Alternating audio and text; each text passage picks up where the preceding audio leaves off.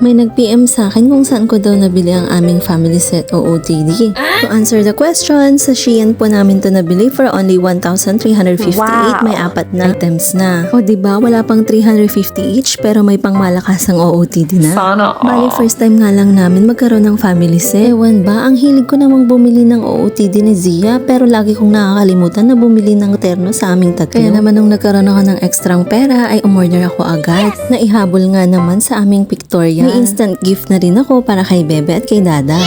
Nasubukan niyo na rin bang umorder sa Shein? Diba ang gaganda kasi ng mga quality ng products nila. Super affordable at mura dahil super generous nila sa mga discount at free shipping. Medyo matagal nga lang ang delivery. Maximum of 1 week pero worth it naman ang paghihintay. Di tulad kay Crush na ang tagal mo nang iniintay pero hanggang ngayon wala pa rin pag-asa.